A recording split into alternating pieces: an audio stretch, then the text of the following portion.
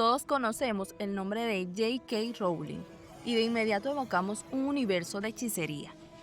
Un joven mago con una marca distintiva, castillos imponentes, seres fantásticos y confrontaciones épicas.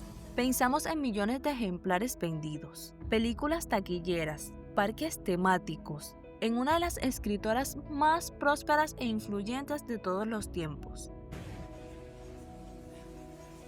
Pero, ¿y si te dijera que la brillante mente detrás de este reino encantado conoció de cerca la desesperanza? Que hubo una etapa en que su realidad distaba mucho de ser mágica, marcada por la pérdida, la soledad y la batalla cotidiana por subsistir. Este es el relato asombroso de cómo Joanne Rowling tocó fondo y, a pesar de múltiples obstáculos, gestó un logro que cautivaría el planeta.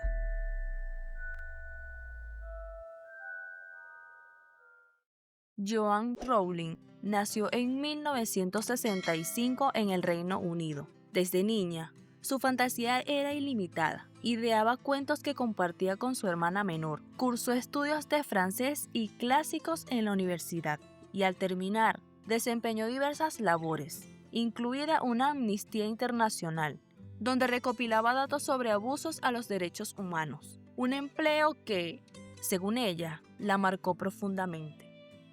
La chispa de la idea de un niño mago surgió en 1990, durante un viaje en tren que sufrió un percance, 40 años antes de recibir remuneración alguna por su obra. Esta narración empezaba a germinar en su mente, pero la existencia, como suele acontecer, le presentaría sus propios desafíos. Poco después de aquel trayecto, su madre, con quien mantenía un lazo muy estrecho y a quien no le había revelado la idea del niño mago, falleció tras una prolongada enfermedad. Fue un golpe demoledor que influyó enormemente en su vida y, a la postre, en su escritura. En busca de un giro, se trasladó a Portugal para dar clases de inglés. Allí contrajo matrimonio y tuvo una hija. Parecía un nuevo episodio, pero la unión concluyó en divorcio solo unos años después. Joanne regresó a Escocia con su pequeña hija y sin un rumbo definido, encarando una situación abrumadora. Imagina la escena.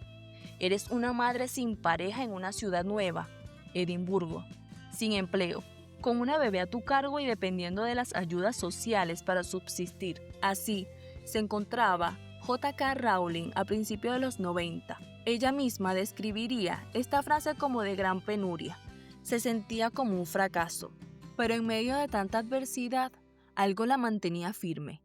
La crónica que había empezado a concebir en aquel tren años atrás. La saga del joven mago.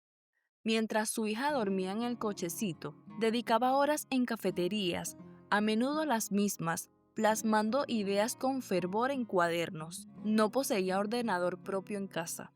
Cada capítulo, cada personaje, cada detalle del universo mágico de Hogwarts lo construía en medio de la precariedad económica y la soledad. Escribir no era solo una pasión, era en muchos sentidos su escape y su esperanza. Intuitivamente sabía que tenía algo especial, algo que anhelaba compartir con el mundo, pero ¿cómo lograrlo? Con el manuscrito de Harry Potter y la piedra filosofal, finalmente concluido, dio inicio el siguiente gran obstáculo: hallar una editorial dispuesta a publicarlo. Y aquí su historia se asemeja, en esencia, a la del coronel Sanders, otro personaje fascinante del que ya hablamos en este canal, el cual te invito a ver. Las negativas comenzaron a acumularse. Una casa editorial tras otra le comunicaba su rechazo. El texto era demasiado extenso. Las narraciones de infantes hechiceros no tenían demanda. No encajaba en su catálogo, las justificaciones variaban, pero el desenlace era el mismo, otra puerta cerrada.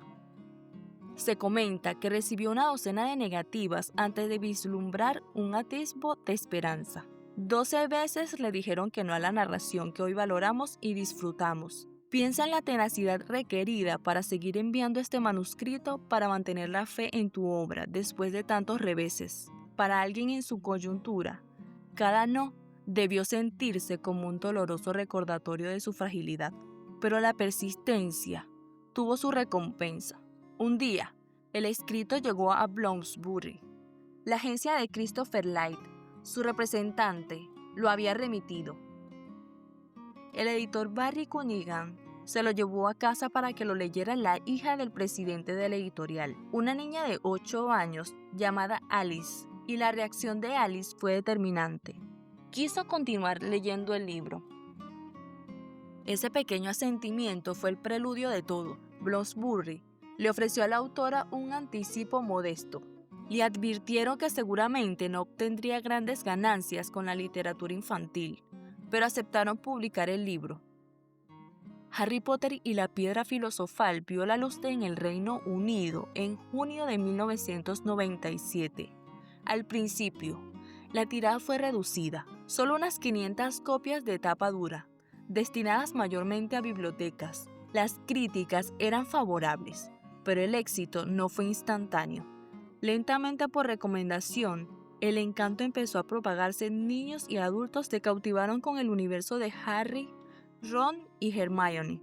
Lo que siguió fue algo que nadie, ni siquiera Joanne, pudo haber anticipado. La popularidad de la serie se disparó. Las filas en las librerías a medianoche se volvieron habituales. La saga fue traducida a decenas de lenguas, vendiendo cientos de millones de ejemplares por todo el orbe. Llegaron las adaptaciones cinematográficas, que se convirtieron en éxitos de taquilla descomunales, llevando la narración a una audiencia aún más vasta.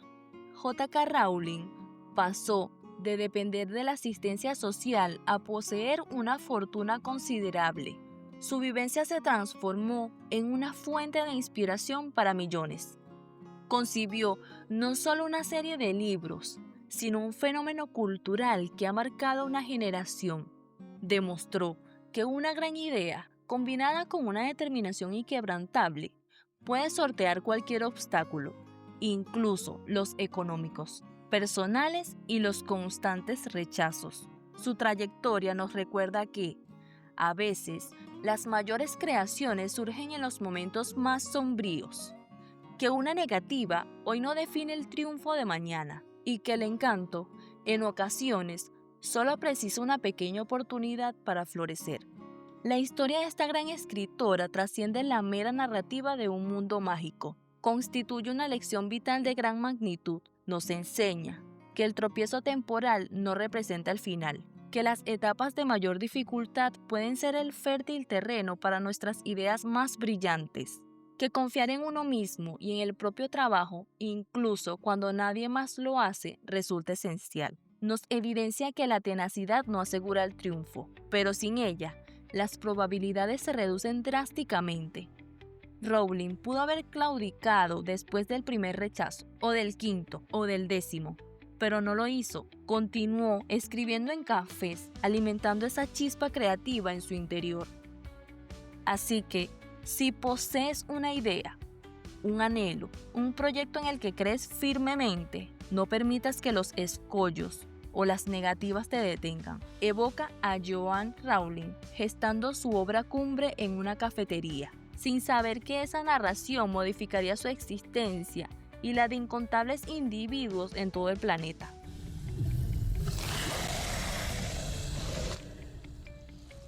Adelante, forja tu propia historia de realización.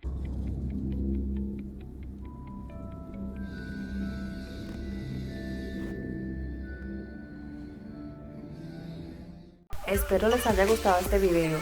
Denle like y suscríbanse a mi canal. Activen la campanita para que vean más videos como este. Nos vemos en el próximo video. Bye.